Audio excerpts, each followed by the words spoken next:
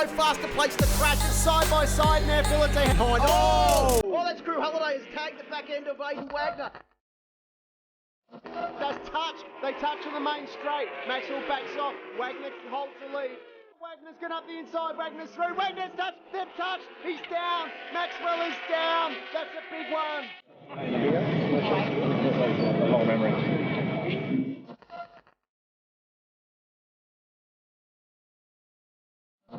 There is your round winner and race 3 winner, Aiden Wagner.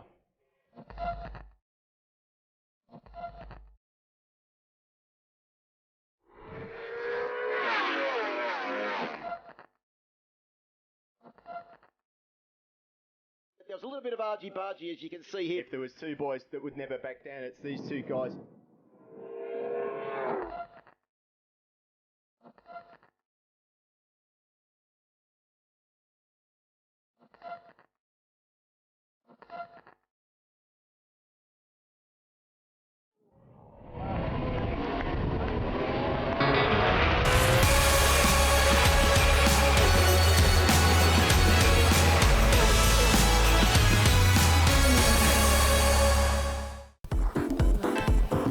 It is stop number 2 on the calendar for the Motul Pirelli Australian Superbike Championship, and we are ready to go racing from Wakefield Park in Goulburn, New South Wales.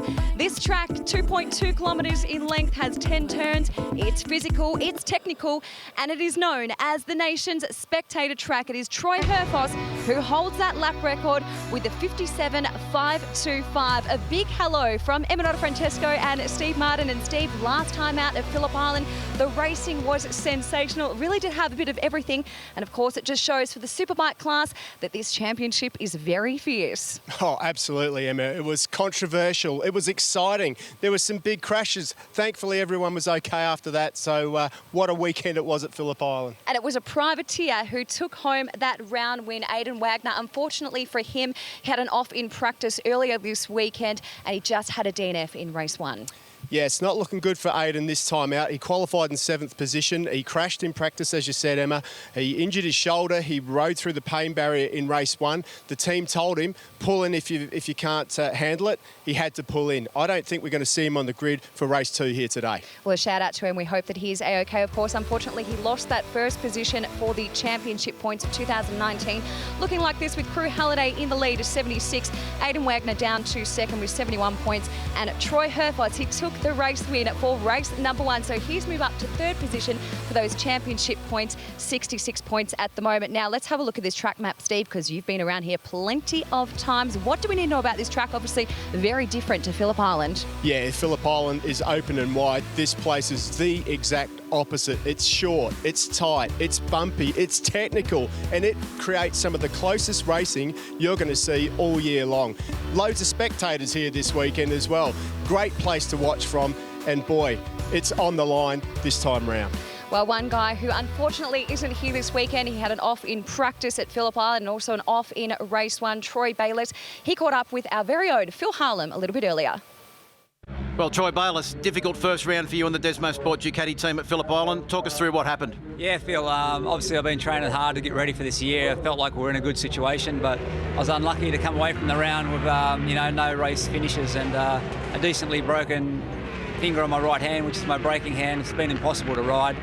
Very lucky that we've got Jonesy, Mike Jones on board. He's a world-class rider now. He's got a lot of experience and he's doing a great job for us. So in some ways we've been unlucky, and in another way it's great to have Mike back on the bike. You're also training flat out. The comeback at round 3, is that the aim at the moment? I mean, there's things that I can do. Obviously I can't ride the motorcycle, but I've still been able to do a bit of stuff, and I'm trying, doing everything I can to be ready for Tail and Bend. I think my finger only needs a couple more weeks, so it's looking okay. It's going well, but just not good enough to ride at the moment. Best of luck the recovery, and hopefully we'll see you back on the bike soon, Troy. Cheers, guys. We're looking forward to a good weekend anyway. Yeah, it's still great to have you here this weekend. Troy Bayliss, of course, watching his son Ollie in the Super Sport class. Having a look at the starting grid, how it's all going to line up for race number 2 for Kawasaki Superbikes. That front row, Crew Halliday for the Yamaha racing team is sitting on pole position. He absolutely loves this track. He actually took the round win last year for the Super Sport class. Wayne Maxwell is starting in second. A very hungry Wayne. He certainly needs those points towards his championship. And the race winner was Troy Herfoss. As we chat through that race one, it really did have a bit of everything. It's over to the boys in the booth, Phil Harlem and Steve Martin.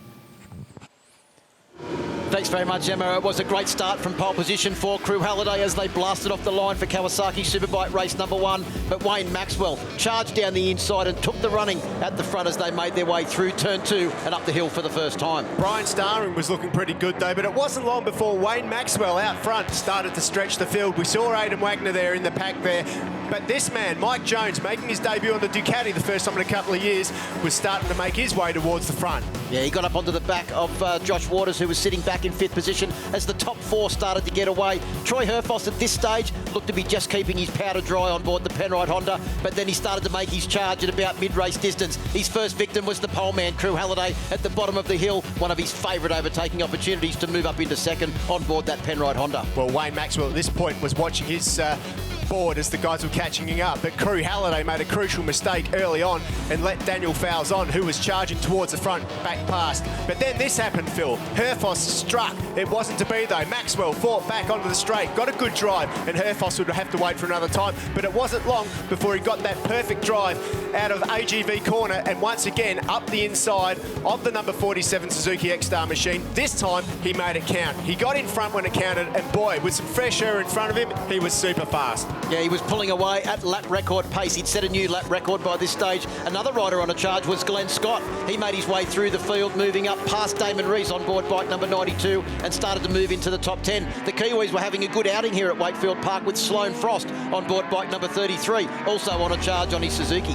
Al Phillips was having a good battle up the front too, but look at Glenn Scott. He is getting and growing in confidence with every lap around this Wakefield Park circuit on his Kawasaki. Yeah, last lap, last corner, it was Crew Halliday that had recovered from that disaster halfway through the race to charge down the inside of Wayne Maxwell and get great drive out of turn 10, and on the way to the line took up the running in second position, but it was the governor of Goulburn, the wizard of Wakefield Park, Troy Herfoss, that took the win once again. In the production meeting at the start of the year, the team wanted to mix things up a little bit. So I came up with an idea. I said, why don't you give me the track for half an hour, an R1, and I can take the viewers for their own personal ride around the Wakefield Park track. So I want you to come with me now on board and see what this track is all about. I'll tell you what, there's a lot of action to be had.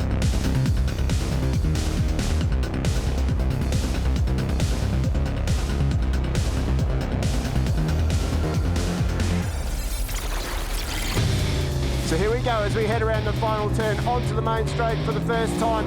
Get a hard on the gas out of there, tucking behind the screen, up through the gears, 4th, 5th gear, heading into the kick in the main straight. Boy, it's pretty tricky through there. Down a couple gears, hard on the brakes as we head into Kawasaki corner. It's a pretty tricky entry, a little bit off camber there. Make sure you clip that apex, but once again, keep that mid-corner speed up. Hard on the gas again, 2nd, 3rd gear as you head up into KTM. Bit of a flip-flop, really bumpy through here.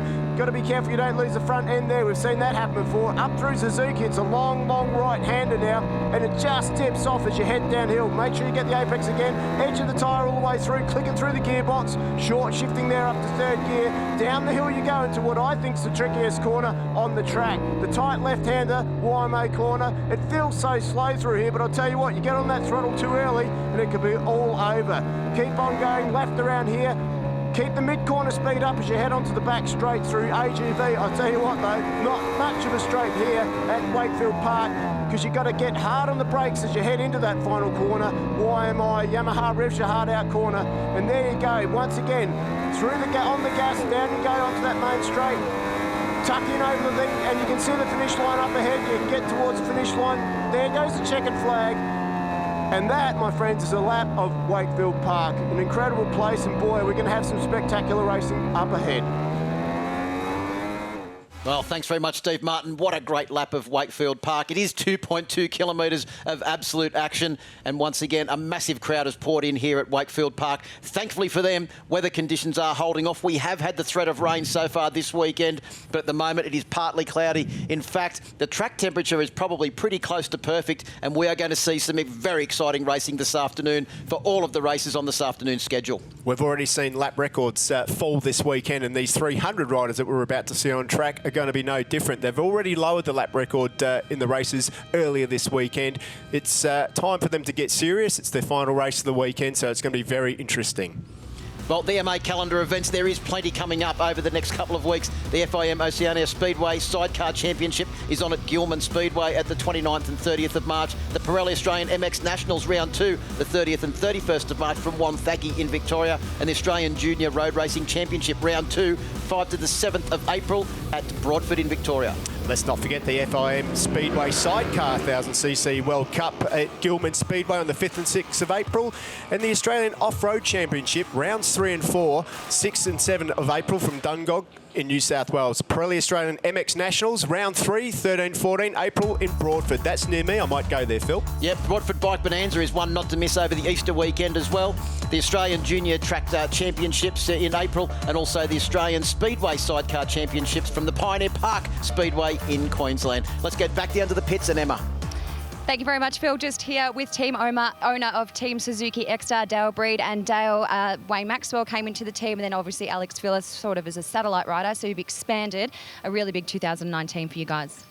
Yeah, look, we've decided to, take another step forward. We ran 2 riders last year after running Josh in 2017 and winning the championship, which was great. So, 2019 for us was just looking at continuing to grow the team and obviously support Suzuki and the factory as much as possible. So, naturally, we wanted 2 championship, riders when it comes to, trying to get this title back from 2017. And then, Alex was a very strong Suzuki rider and had been a privateer for a couple of years on that brand. So we just thought he was the right fit for us to bring into our program and expand into that satellite situation. So it's been good. Let's talk through race 1. Wayne finishing 3rd, Josh finishing in 6th. You've had some time to go back with the boys and debrief. How are they feeling with those positions? Yeah, look, I mean, obviously, we come to every event, every race, we want to go and win it. But I think overall, where we are and what we've done has been really positive this weekend. The package is quite good. Josh has had some issues. Unfortunately, we had an issue with a bike not long ago, and so we've had to put him on another bike, and for whatever reason, we can't seem to get that bike to feel the same as the other ones that we've got. So that's a bit of a problem at the moment. Wayne, on the other hand, he's actually quite happy with the setup of the bike and the way the bike feels. There's a couple of niggly things that we need to get on top of that would have made a big difference in that particular race. And Alex did a fantastic job. I mean, Alex was strong and well inside the top 10 and raced well and did sort of what we'd expect him to do. Thanks, Dale. Good luck for the next one, boys. Yeah, thanks very much, Emma. Great to hear from Dale there. And they have had a great weekend, the Team Suzuki X-Star guys. Their 600 rider also doing a great job. Getting ready to head up on the warm-up lap now for our Supersport 300 class. And they have provided some sensational racing action over the 5 races that we've seen so far this year, Steve Martin. And this one, the 6th race in the 2019 championship, surely going to be no different. Yeah, absolutely. This tight Wakefield Park circuit is just a perfect track for these little 300 machines. Of course, we've seen plenty of racing so far, and it's Max Stauffer from Ben Baker and Zach Levy who round up your front row. Johnny Littris, Lockie Taylor and Hunter Ford on row 2. Travis Hall, Harry Curry and Brandon Demery making his way back in the championship as well on row 3. Yeah, row 4 will be Yanni Shaw, Senna Agius and Kyle O'Connell. With the 5th row, Seth Crump, who had a good result in the race this morning, Xylis Bunting and Tristan Adamson rounding out row 5, with Luke Johnson, Callum O'Brien and Mitch Kuhn rounding out row 6. I love Mitch Kuhn's leathers too. Peter Nerlich, Taylor Ralph and Jacob Ralston from row 7. Taylor on the Kawasaki this year. Bronson Pickett, Ryan Smith and Grace Pouch, row 8.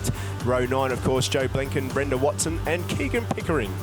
Yeah, Keegan Pickering riding injured this weekend. Jeremy Smock and Ryan Moscardini round out the huge field that we have here. I think 34 riders we had start earlier on today, and they're coming round now to take up their positions on the grid. And race victories so far this weekend have both gone to Max Stouffer, but he's been joined on the podium by a few different riders. In the race this morning, Zach Levy, who has been in this class for quite some time now, one of the most experienced campaigners. You can see him there on board bike number 87, the Puma RV's machine. He's also one to watch. He was second this morning, and Lockie Taylor. You won't miss Lockie Taylor on that bright fluoro yellow and red machine starting from the second row of the grid. Watch out for number 308 as well.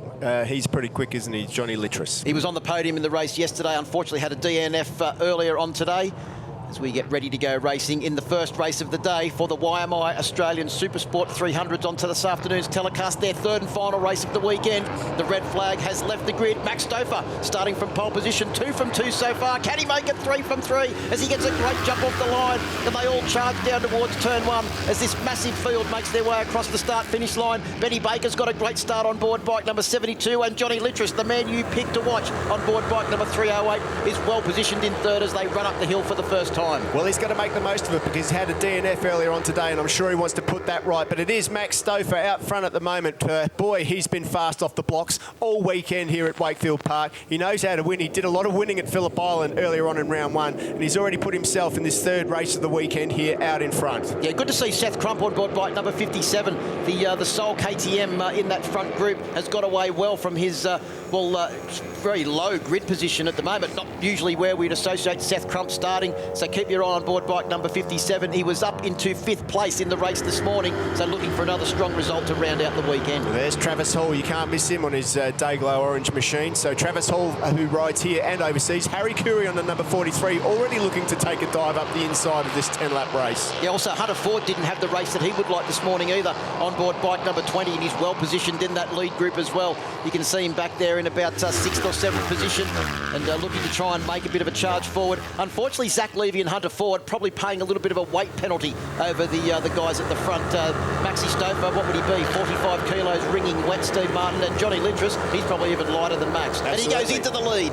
Yeah, absolutely. Johnny Littris takes the lead at the moment. Just look at how hard he's pushing the front of that R3 Yamaha as well. You can see the front moving around there as they head up around the Suzuki corner. Johnny Littris obviously wants to win this one after the disappointment of not finishing race 2 earlier on today. Yeah, but he had a really watershed round at the first round at Phillip Island. He scored his first victory in race number 3 of the weekend, was on the podium in other races as well, and he came into this round with a whole lot of confidence. He's already been on the podium this weekend, and he's looking to make amends for that DNF in this morning's race as he comes down now into the final corner, leading this group of riders, quite a large group of riders, as we normally expect with the Supersport 300.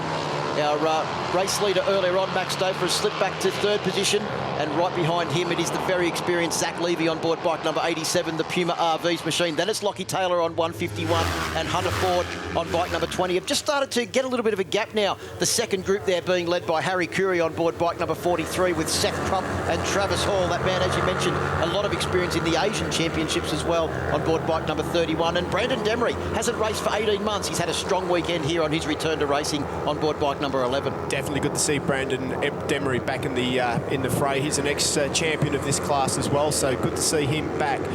We were talking about lap records earlier on. The lap record for this class is 105.9 and 106.8 is what they're doing at the moment. So just warming up at the moment. But I'll tell you what, Benny Baker's putting a lot of pressure on Johnny Littris out front at the moment. Johnny Littris, though, leads the way with 3 laps gone of this 10-lap race. Yeah, Johnny Littris is the man that now holds the lap record, courtesy of that lap yesterday afternoon. And he's leading them down into the final corner, Yamaha Revs Your Heart corner. And it is a whole lot of Yamahas at the front. There's, in fact, our leading Kawasaki's Ninja 400. That is Senna Adjus on board bike number 80, doing a pretty good job at the moment. But it's fair to say, Steve Martin, that the Kawasaki's have really struggled here this weekend with the restrictions that have been put on that bike. Yeah, well, they were on the podium last time out at Phillip Island. For one reason or another, they can't get the bike to work around this track. But it's good to have that new ZX Ninja 400 in the class this year. Well, as they drive up towards the top of the hill, it is still Littris on 308 that leads from Stouffer on 27 and Benny Baker on 72. That lead group have just started to stretch out the gap now as Seth Crump has got past Harry Curry and is now trying to make his way forward. But that gap just seems to be getting out a little bit. The fastest man on the last lap was, in fact, Hunter Ford at the end of this lead group, 106.429. The top 6 all in the 106s, then Seth Crump, Harry Curry, Senna Agius and Travis Hall all back into the 7s, except for Senna, who just put in a 106.743. That's a pretty impressive lap time from him, but it is Johnny Littress out front with Maxi Stauffer in second. Maxi always looks so smooth. Lockie Taylor, there's Harry Curry going up the inside and makes it, but Seth Crump's worked his way to the front of that group now. A little bit of a gap leading to the leading group, though. Going to be difficult to catch up for him, I would say. Yeah, Seth Crump, a race winner in this class in previous years, has struggled this weekend for one reason or another to get the KTM up towards the front. As they come, oh, you can see there, Max Stauffer had a big front end lose. He just must have hit one of those many bumps that we saw in your track preview on the way up the hill there. And of course, the Supersport 300, some of the lightest bikes that we see racing here this weekend, they'd be affected by the bumps a lot more than the Superbikes. Especially when you add on to the fact that they've got some of the lightest riders as well. Some of these guys out there are juniors racing in a couple of different classes this weekend. So good to see Johnny Littress back out in front here and pretty much commanding this race at the moment.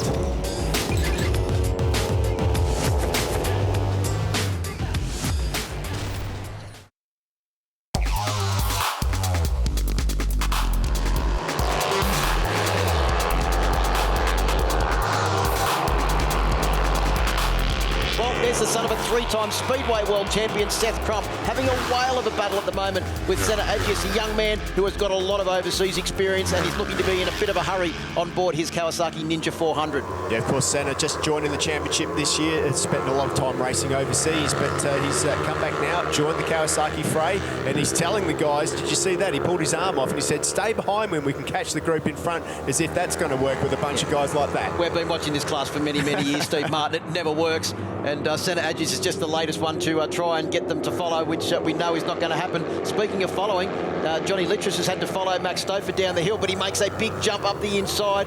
Max cuts to the inside, but I think Littress is just going to have the run out of the bottom of the corner there at YMI to lead them through AGV corner and down the hill into the final corner. Speaking of AGV, Max Stauffer this round took the brand new AGV pole position award and has a brand new AGV helmet in his kit bag on the way home this afternoon, courtesy of that prize put up by AGV. That's certainly a good prize. Look at this, up the inside goes Johnny Littress, pushes wide a little bit Max Stauffer, but nevertheless it was a very clean pass. He pushed the front and he made it stick, but then up the front, these three guys are still vying for that position.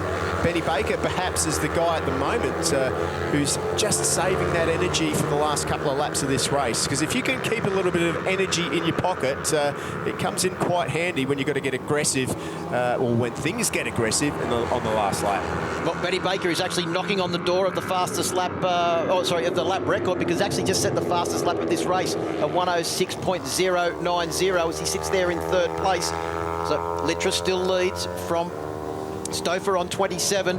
Baker just, they've opened up a little bit of a gap now over the chasing pack led by Zach Levy, Lockie Taylor and Hunter Ford in that lead group, with Lockie Taylor actually going to the back of that three-bike train, trying to go with the leaders at the moment. In fact, it looks like Zach Levy's been able to break away from Hunter Ford. Then it's Senna Agius, the next rider through. Harry Curry having a big lunge up the inside, not able to get past the late braking Seth Crump. Yeah, Seth Crump doing a great job on his KTM RC390 up there. Bit of dirt action there, got to keep it on the tar. But he's got a four-way battle there at the moment. Has Seth Crump for 8th position. He's leading that, but Harry Curry wants to try and make his way past. I think that was bike number 31, Travis Hall, that actually ran onto the dirt there. He's trying to get onto the back of Brandon Demery on board bike number 11. Yeah, good to see Brandon Demery in that. We've already mentioned that he's just making his comeback. Australian champion, ex-champion in this class in the R3 Cup. He's been a long-time runner in this class, out for 18 months, as you said, Phil. Good to see him back. Yeah, he's done very little riding in the last 3 years. In fact, as we look at the lead group once again, it is Littress leading from Stauffer and Baker. Look at that gap they've managed to open up. The fastest man on track, though, on the last lap was Max Stauffer at 105.833. I think you might find that is a new lap record. The lap record set yesterday afternoon by Johnny Littress was a 105.974. So Max Stauffer is the new lap record holder in the Supersport 300 class. And that's why there is that big gap, because these guys have been pushing that lap record lap after lap. They've been so close. They've broken it now. And with a couple of laps to go, I think we're going to see a bit of a ding-dong battle happening up front. Yeah, we've got 8 laps down of the 10-lap journey. And we've seen Max Stouffer time his races to perfection in 4 of the 5 races held so far. Can he make it 5 out of 6 as he sits in second position, but he's got a very keen Benny Baker on board bike number 72 right behind, and a blisteringly fast John Littras in front of him on board bike number 308. This is not going to be a walk in the park for Max Stouffer if he thinks he's going to take his 5th victory of the year. No, well, Benny Baker hasn't won a race this weekend yet, so I'm sure that he's so close. He's got the opportunity to do it here, and you've got to think, you're going to lay it on the line? Well, yes, he is.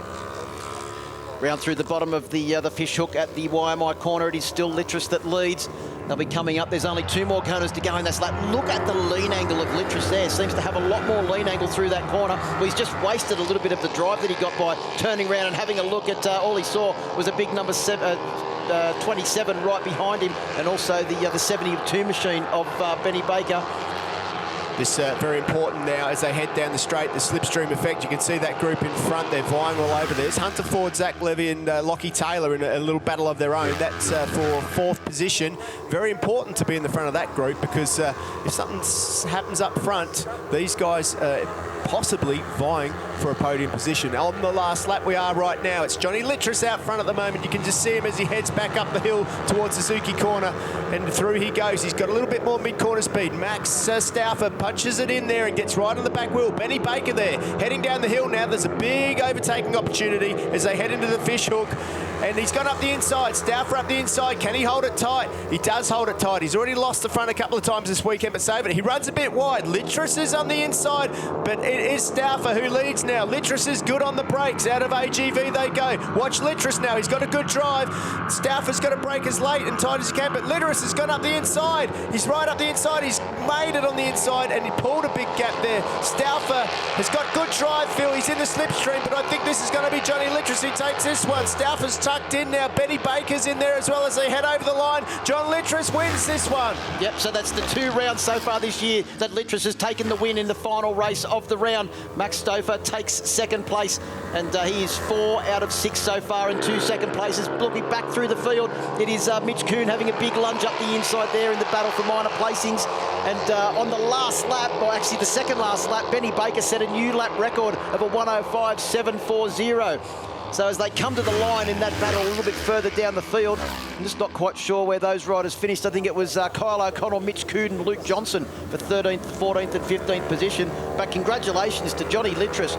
Takes it win, and that will be a great result for him overall for the round, despite the DNF that he had in race number 2. Max Stouffer will be the round winner once again. And Benny Baker, whose best result at the first round, Steve Martin, was a 9th place finish, has finished on the podium once again on board bike number 72 and is the new lap record holder at Wakefield Park. Yeah, absolutely. 3 R3 Yamahas on the front. You can see them there. Johnny Littras takes win. Maxi Stouffer in second. Ben Baker. Hunter Ford, good result from him. Lockie Taylor back a little bit. Sennis Agos, good on the Kawasaki there. Harry Curry, Brandon Demery, Travis Hall and Seth Crump rounding out your top 10. Yeah, Zach Levy slipped back to be in 11th place at the finish, just ahead of Yanni Shaw. Kyle O'Connell in 13th place. Mitch Kuhn in 14th. Luke Johnson in 15th. We saw those guys come to the line in a pretty close result. Jacob Ralston takes 16th place. Silas Bunting in 17th. Peter Nerlich in 18th. Callum O'Brien in 19th. And Taylor Ralph, his teammate, back there in 20th position. Unusual to see her back there. Bronson Pickett in 21st. Keegan Pickering, who's riding injured, as you said, in 22nd. Grace Pouch in number 33 and 23. Christian Agostini, there's a famous name. Brendan Watson, John Blenken, Ryan Muscadini in 27th. Stephanie James in 28th and Aidan Stiff 29th and Craig White in 30th. Lachlan O'Brien and Jeremy Smock unfortunately didn't make it to the finish. And once again, as we mentioned, the class of 2019 in the Supersport 300 class have a lot to live up to, because the years previous to this have shown some exciting racing. And after 2 rounds, good to see that these guys are keeping up the excitement that we've seen over the last couple of years. But congratulations to Johnny Littras, takes the win. Let's have a look at the highlights now. As they got off the line, it was Max Stouffer. They got a great start from the front row of the grid and led them through turns 1 and 2 for the first time. But you can see our top 3 were already well positioned in the first lap of the race. Absolutely. absolutely. Lockie Taylor was up there as well, but it didn't take long for Johnny Littress to make his face known in this race, being up the front. Harry Kuru, we saw a bit of him, but this man here on screen, Johnny Littress, what corner speed he held, right behind, shadowing Max Stauffer in the number 27 R3, but then up the inside he goes 308. It just seemed that every time he got to the front, he had a go. Harry Kuru dove up the inside, but Seth Crump, how tough was he? Yeah, that was a great battle between Seth Crump, Harry Kuru back there in the field. Although Senna Adji is doing a great job as well. Littress was strong on the brakes, bottom of the hill or the Yamaha Revhart corner. It didn't really matter. He was prepared to have a go. Max Stauffer showed his cards early, put them down on the table, and Johnny Littress, I think, may have had one more ace up his sleeve as they made their way through AGV corner and down to the final corner on the last lap. It was Johnny Littress that pulled to the inside. He'd already shown his very good strength on the brakes. Down the inside, you could see the front end bouncing all around the place like a pogo stick, but he managed to hold it on line, get good drive to the finish, and took the race win. As we mentioned, the second time that he's taken the win in the third race of the weekend and scores some good championship points. Benny Baker also up on the podium as well, and we'll hear from those top three in just a moment.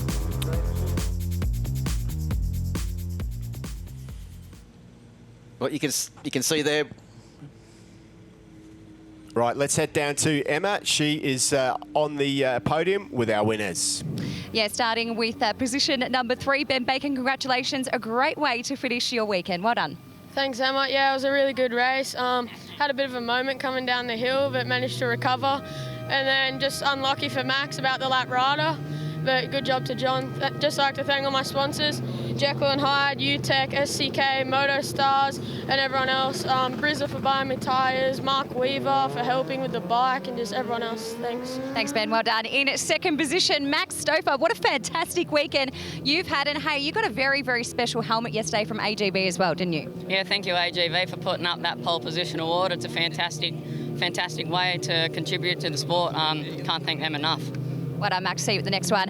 And in first position, congratulations to John Littress, certainly bouncing back after race 1 DNF. Well done. Yeah, it was a good fun run.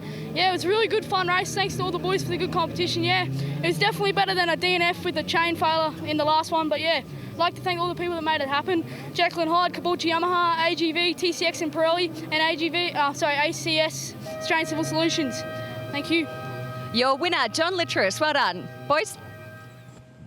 Yeah, thanks very much, Emma. Congratulations to our top three and Johnny Littress for his second race win of the year. It certainly is a great class, the Supersport 300. The best thing, Steve Martin, is that we've got guys, we've got young fellas, and we've also got a lot of the girls in there doing a great job.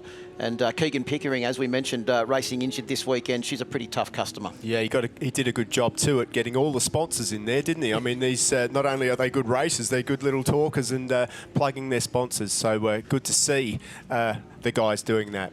Well, we're going to go to a break and come back with continuing action here from round 2 of the 2019 Motul Pirelli Australian Superbike Championship from Wakefield Park. Back shortly.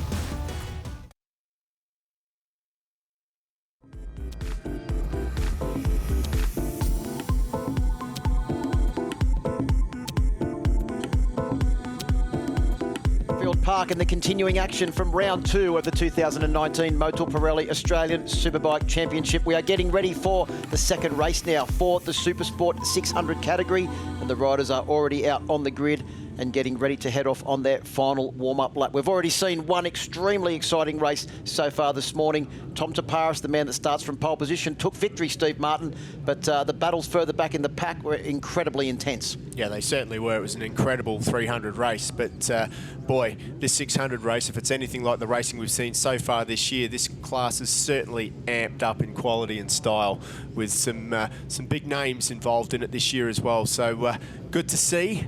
The field out there. A lot of the riders R6 mounted. We've also got Sam Lambert on the MV Augusta, and what an impressive sounding machine that is to see and hear as well. And also Reid Batty on board the Team Suzuki X-Star Australian machine, bike number 33. He's qualified on the front row of the grid, and he also put in a good strong ride in the race this morning where he finished in 4th position, just behind our top 3, Tom Taparis, Brock Pearson and Ollie Bayliss. Brock Pearson didn't get the best of starts, but geez, he was fast through the race. He made his way through the field, And we also saw a brand new lap record for, well, the protege of the Governor of Goulburn, Troy Herfoss, the young man that incredibly, that looks up to Troy, Tom Taparis, 59.575. That's faster than some of our Superbike riders have been this weekend. Yeah, that is the case too. And boy, does he know how to ride a motorcycle. There is that MV Augusta. It's a beautiful looking machine as well. Sam Lambert from the Northern Territory riding that this weekend. So we are in for an absolute cracker. But I agree with you, Phil. Keep an eye on Brock Pearson, because he did find something in that last part of the race. There's Reed Batty on the number 33 Suzuki. Suzuki's are good around here. Well, let's have a look at the grid. It is Tom Taparis, Brock Pearson and Reed Batty that start from the first row of the grid, with Ollie Bayliss, Nick Leamington, who's had to take his second spare bike, the bike that's, I think, 8 years old, starting out of row 2, along with Ty Lynch. Of course, row 4, Chris Quinn, Sam Lambert and Andrew Edster are back there on row 4, with Jack Passfield and John Quinn in row 5. Yeah, let's hope they've been able to repair Ty Lynch's bike, because he had a big lunge up the inside of Reed Batty in the battle for 4th position, and unfortunately went down pretty hard at turn 2.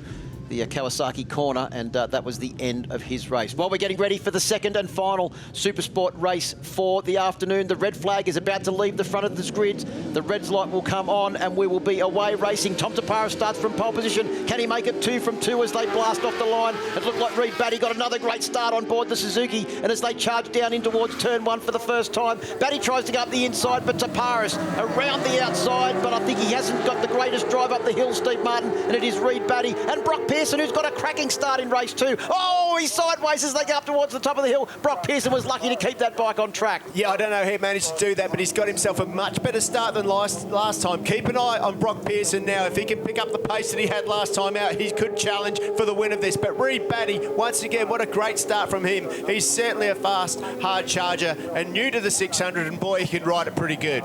Yeah, looked like Ty Lynch got away to a pretty good start as well. And also Aidan Hayes on board bike number 46 had his best round ever in the Australian Supersport Championship at the first round down at Phillip Island, and he's looking to continue that momentum along here this weekend. Yeah, absolutely. Aidan Hayes sits 5th in the championship at the moment. He would have pitched himself if you told him that at the start of the year that he'd be sitting in that position. Good riding from him, but it's all Tom Taparis out front, who's gathered things up now and back to the domination that we've seen so far this year. Yeah, a new team for Tom Taparis this year, a new motorcycle for Tom Taparis this year. Rode for Cube Racing over the last couple of years, but this year he's on the Lambridge Transport Yamaha. Sam Costanza and the crew have done a great job to provide him with an excellent bike. The one continued thing that he has got, and that is the man that's in his corner, Marty Dowd, doing a great job once again preparing the bike for Tom, and he's been on lap record pace so far all of this weekend. Right behind him though, and not letting him get away, and looking very serious in race number 2 is bike number 33, Reed Batty. Looked like he was having a big lunge down the inside. Speaking of lunges, Ollie Bayliss has had a big one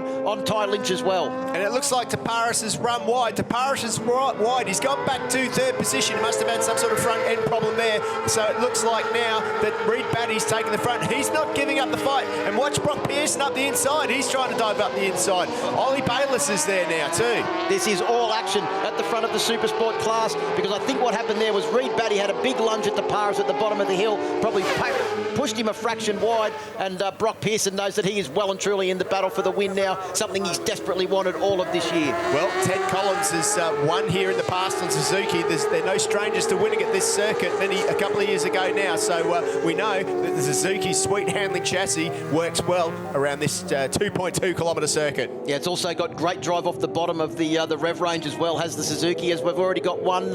Is that Nick Leamington? No, I think that might be Chris Quinn, the most experienced man in the field on board bike number 82. Unfortunately, it looks like an early end for the Homs Extractive Resources Yamaha R6. Looks like he made a mistake, ran off. The bike was still running. Hopefully he can get himself back out on track. But meanwhile, Reed Batty's not thinking about that. He's thinking about keeping the wolves at bay. We've got another faller.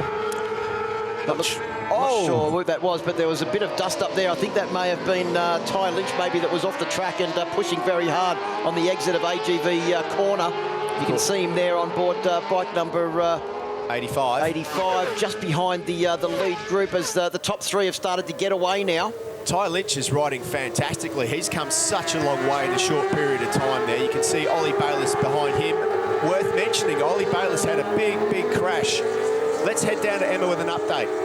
Yeah, guys, sorry, I was just walking through pit lane and I caught Taylor Ralph, who is just about to be presented with this beautiful AGB helmet. Thank you to the guys at AGB. Fastest female for the weekend. How does it feel? Yeah, you know, obviously it's been a really, really difficult weekend for us. You know, the rule restrictions are making it very, very difficult for all the 400 riders. Yeah, really thank the AGV for this reward. I do wear the Trusty Shark helmet, so I'm sure I'll find a good owner for the AGV. But no, thank you again. I really appreciate it. Girl power. Very proud, Taylor. Thanks, guys. Well, back to the action. It is Tom Taparis having a big lunge up the inside of Reed Batty. Tell you what, he may have won the first race, but he's not having everything go his own way in this second race, as the man from the south coast of New South Wales is pushing the Goulburn local for everything he's worth. And the Queenslander, Brock Pearson, on board bike number 17, is well and truly in the mix. Remember what we spoke about earlier, Steve Martin. Brock Pearson was extremely strong at the end of the race in race number 1. Can he do the same? Stay with Tom Taparis and Reed Batty and really push on towards the end of this 16-lap race. I'll tell you what, you want to keep an eye on Ollie Bayliss in 4th position as well, because he's starting to hunt these guys down. He's just done his fastest lap of the race and faster than the 2 guys in front, so 3 guys in front. So Ollie Bayliss, there he is on the back of your screen, number 68, is starting to close down the gap. But Tommy Taparis, is now that he's got a bit of clear track ahead of him, we know what he can do. He can set lap record after lap record.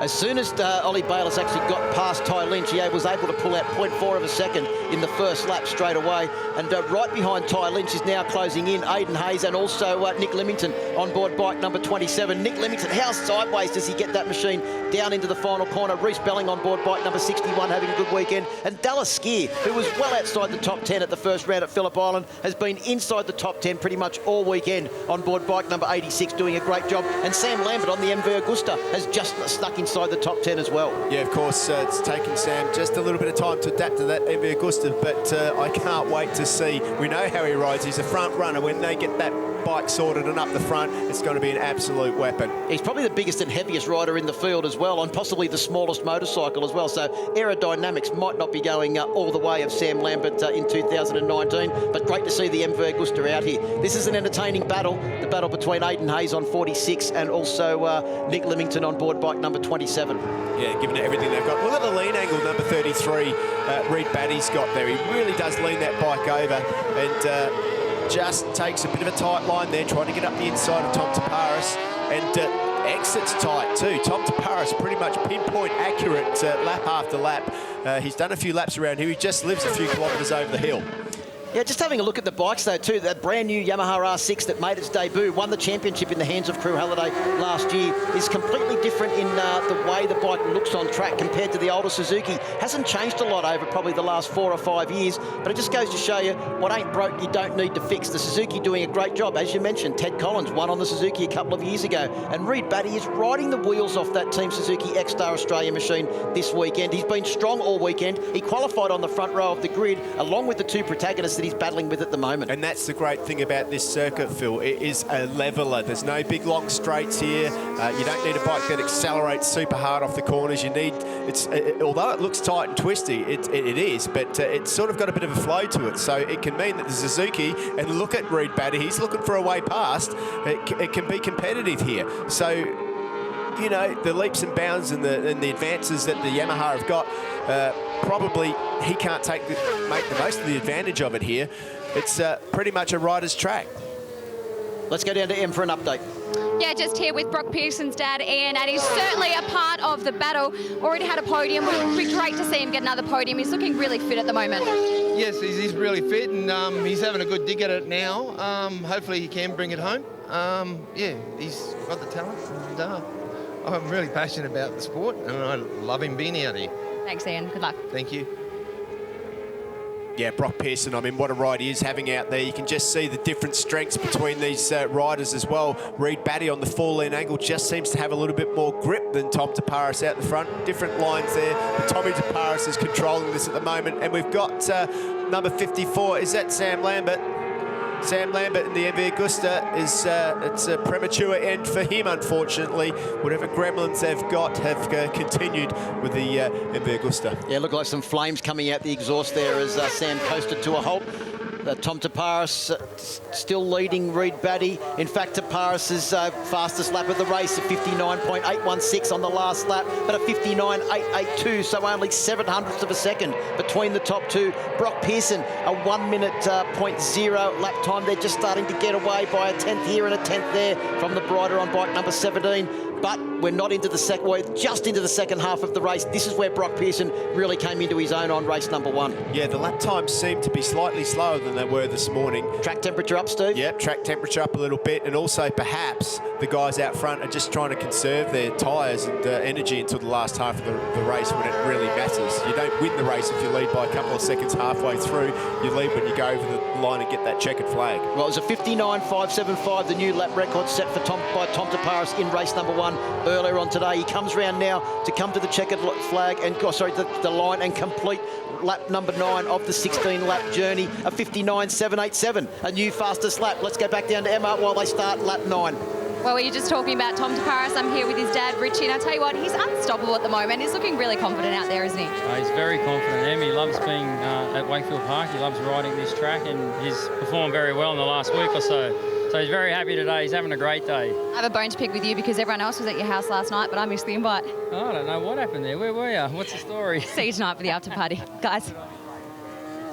Yeah, thanks very much, Em. And this weekend, Tom Taparis running special livery with all of the local sponsors. Gander Construction, Studio 4 Design, also the Green Grocer, the local cycling shop and meeting place for a lot of the Goulburn locals. And also, along with his long-time sponsor, Leader Sports Nutrition, on the Landbridge Transport Yamaha this weekend. But he has got a great lot of support from Yamaha YRD as well in 2019. Yeah, absolutely. And I'll tell you what, Yamaha have put their support behind him, and for good reason. I mean, look at the way now he's able to just get those lap times down. 59.694 that time through. That's a pretty impressive lap time, and that's a new lap record, Phil. He's absolutely on the gas.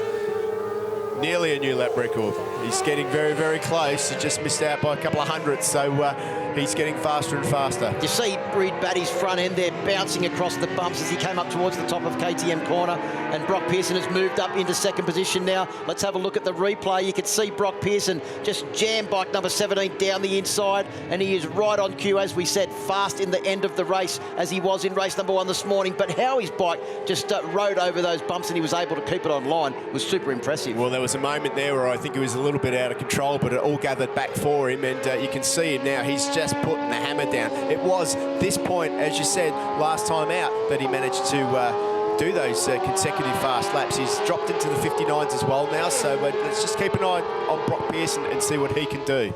Well, let's have a look at Tom Taparis' lap time. Another 59, a 59.867 on that last lap. A 59.872 for Brock Pearson. That's his fastest lap of the race. He is trying to reel back in Tom Taparis. On that last lap, he was only 5/1000ths of a second slower than our race leader. And it looks like Reid Batty's charge on the Suzuki may be just about done. He's dropped back into the 1 minute laps now.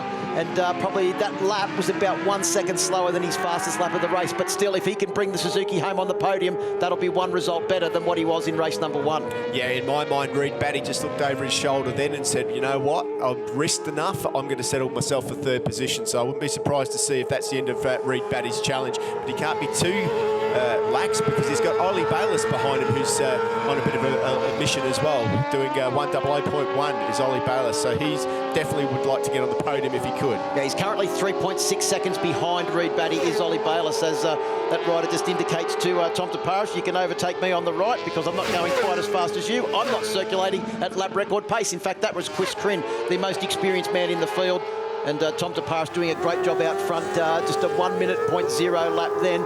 But Brock Pearson, a 59.8, 0.2 of a second faster. Brock Pearson is starting to close in. Great battle here too between Ty Lynch and Nick Leamington, the two South Australians having a ding-dong battle. Yeah, you stole my thunder there. The two South Australians out there, Phil, they're having a great battle. Of course, Nick on the old R6. Ty is, boy, is he riding well as on the new R6, but fairly new to the class. But this is the best I've seen Ty Lynch ride. He was a bit wide there coming out of Suzuki corner on the run down the hill. Nick Leamington was able to close up. Can he switch to the inside? We know he's good on the brakes. Nick Leamington not quite deep enough and has to drop back behind. Aidan Hayes is still also in this battle as well on board bike number 46, the fluoro yellow machine, as they make their way out through AGV and down towards Yamaha corner. There's been some massive improvement drivers this year. Those two guys, Ty Lynch, Aidan Hayes, and Nick Limington. He was on the podium. He was finished second overall at Phillip Island in round 1. So I feel sorry for him that his number 1 bike, his new model R6, let go earlier on in the weekend, so he's now on the old machine. Well, also, while Nick Limington is on screen, should mention that he missed 3 rounds of the championship last year after a cancer scare. He's made a full recovery from that, but the rounds that he did race last year, he was championship winning pace and looked like a serious championship contender. Last year was interrupted by illness. This year he's out to make a really good stab of it and sits in second place leading into this second and final race for the weekend on board the Yamaha R6 in the Supersport class. So he's having a good start to the 2019 season so far. He's certainly looking for a way past. The thing that I will say about that R6, the old one, and he dives up the inside. He can't quite do it on Ty Lynch, but he's looking for a tight line. It's pretty nimble, but in the braking area, it goes absolutely sideways. Keep an eye if we get a look at him in here. He is going to be sideways as he heads in, and he makes the move up the inside into the final Yamaha Revja hard out corner, makes the pass. But what is the power like on that old model Yamaha compared to the new one? Pretty good. Well, and you can also see that final corner, if you get it in there late and stop it, it doesn't penalise you as much as other corners. It actually is a lot tighter than what it looks, the final corner here at Wakefield Park, the Yamaha Revja Hart corner. Let's have a look at the replay now of Nick Limington. You picked it, Steve Martin, sideways as they come into the corner. He stops it in the middle of the corner, and the bike behind of Ty Lynch wasn't able to get the run out of the corner. Nick said that the big difference between the old bike and the new bike is the punch off the corner, but he had sufficient drive there to get a good run out of the corner and maintain that position. He's moved up into 5th and looking strong at the end of the race. Well, Reed Batty still sits there in 3rd position at the moment, just trying to fend off Ollie Bayliss behind him, while Tom Taparis is out the front on lap 15 of this 16-lap race. Brock Pearson's got the gap down now under the psychological 1 second barrier, 0.889 of a second, but Taparis has stretched it back out on the last lap. It's back out to 1.1 seconds now, so I think Tom Taparis is just managing this lead over bike number 17, Brock Pearson.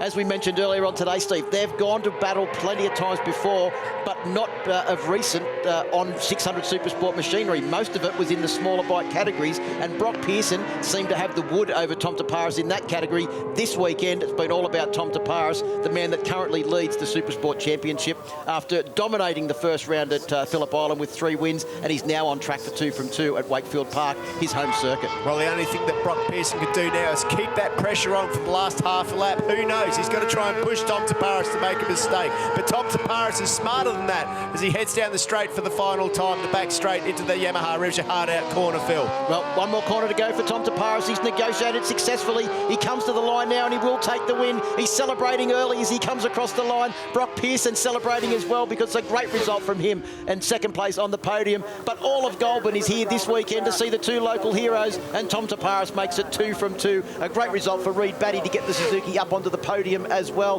Bike number 33, the Team Suzuki X-Star Australia machine. The rest of the field comes through. Ollie Bayliss, a good result for him, and Nick Limington does get the better of Ty Lynch, and a good result there for Nick Limington, considering that his weekend didn't start off the way he wanted. No, it certainly didn't start off the way he wanted, but you know, he's... Oh, we've got a faller on the final lap. That looks like Andrew Edser on board bike number 555.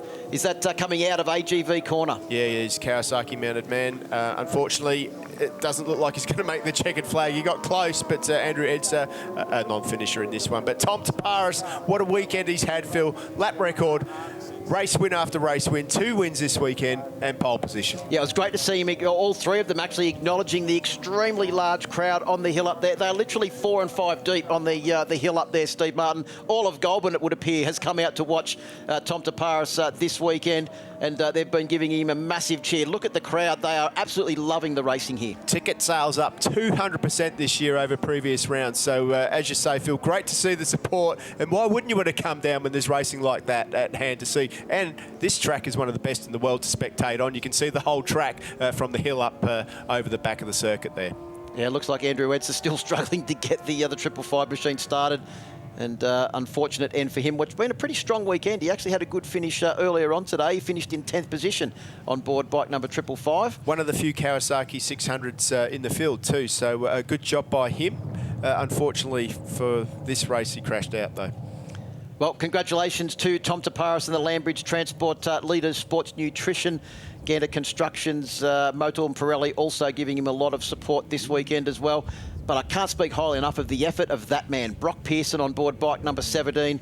He has had a fantastic weekend this weekend. 2 second places, strong championship points. And remember, he's going to be strong at the next round at the Ben Motorsport Park, and especially strong at Morgan Park, his home track, later on this year. Let's have a look at the highlights now. Once again, Tom Taparas got a great start from pole position, but Reed Batty on board bike number 33 was able to get the inside run down into the first corner, but Taparas around the outside ran a fraction wide, and Reed Batty went back into the lead on the drive up the hill for the first time. It certainly wasn't going to be an easy job for Tom Taparas. He had to work for it. He did manage to get himself back in front pretty early on in the race, though, and at that point we had a few people run off. That's Chris Quinn, who took to the dirt, managed to get himself back on the track later in the race, but pretty much saved a crash there. Back out front, Reed Batty did the hard work, got back in front of Tom Taparas, but every time into the Yamaha final corner there, Tom Taparas managed to get back past him in the braking area. Yeah, unfortunately an early end for Sam Lambert as well on board the MV Augusta as he pulled up, and flames coming out of the SC Project exhaust as he coasted to a halt.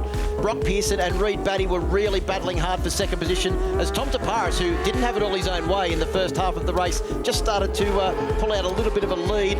And also back in the pack, we saw a great battle from the two South Australians, Nick Leamington on board bike number 27 and Ty Lynch on board bike number 85, with Aidan Hayes not too far behind. But it was all about this man, the local hero, Tom Taparas, taking the win, his second of the weekend, his 5th of 2019, and Brock Pearson in second place. Reed Batty in third, down to Emma. Reed Batty in third position. Congratulations, your first podium for the 2019 season. Great to see you smiling. Thanks so much, Emma. It was a really good race out there. I battled with Tom for a bit, but unfortunately fell off a little bit there and ended up in third. But it's still an awesome result. The Suzuki was handling really well. I really want to just thank all my sponsors involved to get me here and to be on the podium today. See you at the bend. Thanks, mate. Thank you so much. In second position, Brock Pearson. Welcome back to the podium. Plenty of points collected for your championship this weekend. Well done. Yeah, a bit better of a second race. We edged the gap towards Tom, but it just wasn't enough at the start. I think it was a matter of just saving tyre. I could tell what Tom was doing, so I thought I was just going to sit there. And then, yeah, towards the end, we had a bit of a go at it, but I couldn't quite breach a gap. So I'm happy with today. This is my best finish in Supersport, I think, so far. So this is a good result, but of course everyone wants to win, so I'll keep working towards that. And I'd just like to thank my team. They've worked so hard for this, and Yamaha for giving us such a great bike, and my mum, my sister and my girlfriend, and everyone who gets behind me. Thank you so much. Well done. Thank you. And in first position, he got the lap record, he got the round win. He is your local boy, Tom Taparas. Congratulations. Thanks, Emma. Yeah, that was a just crazy weekend. I'm so happy that it went as well as it did, and we were so lucky that it didn't rain in the end. But yeah, so, like a huge thanks to the Lambridge Yamaha team, and all my sponsors. It's just crazy weekend. Let's hope Troy can do the same now. He's on the right track. So yeah, just a massive thanks to my friends and family, everyone for coming out. It's great to see so many people out here, and yeah, what a weekend, one I won't forget for ages. Enjoy the champagne, boys. Yeah, thanks very much, Emma. Congratulations to Tom Taparas, Nick Leamington and Brock Pearson. They are the top three in the championship as we leave round two. Taparas with 127 points. Nick Leamington did a great job this weekend to maintain second position on 92. And Brock Pearson has moved up into third place on 89, 2 points ahead of his fellow Queenslander, Ollie Bayliss. Reed Batty's moved up to fifth with that strong performance also this weekend. And the top 10 rounded out by Aidan Hayes, Ty Lynch, Callum Spriggs, not here this weekend, Reece Belling and John Quinn. Well, let's find out more about our Race 1 winner in the Kawasaki Superbike class, Aidan Wagner. At Phillip Island, he returned to the ASBK paddock, this time on a Superbike, and certainly ruffled some feathers. He's fast, he's fearless, he's hungry for that championship. It is time to go behind the visor with Privateer and round 1 winner, Aidan Wagner.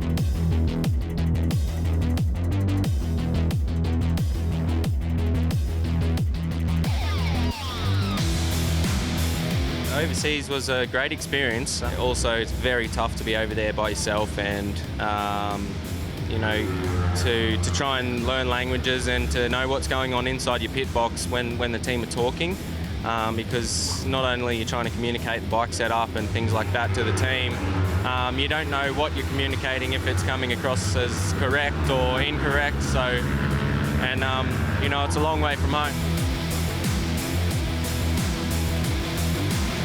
My greatest achievement, I don't really have one in particular, but you know, I just take every race as it comes, and I just enjoy racing itself.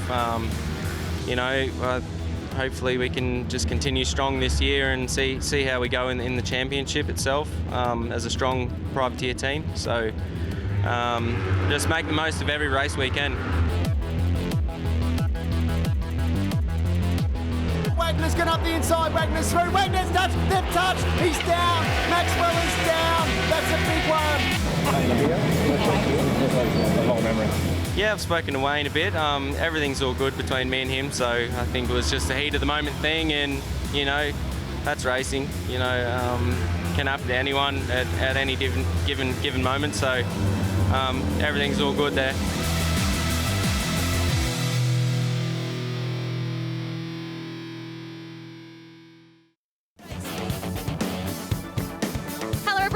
Welcome back to Wakefield Park. As you can see behind me, we're getting set and ready to go for Kawasaki Superbike race number 2. We'll speak to the riders shortly. In the meantime, let's catch up with Steve. Hey guys, racing is fun. It's a great sport. And if you've got a road bike or if you want to get into it, I'm going to show you the sort of changes that these race bikes have compared to the road bikes that we see every day on the streets. First of all, you've got to start with the tyres. You get rid of those road tyres and put a set of racing slicks on. Exhaust pipes are open, so you can put a titanium pipe on, whatever pipe you want. That increases the performance a little bit. Fiberglass fairing, of course. If you have a fiberglass fairing, crash damage is cheaper, and also it's more aerodynamic.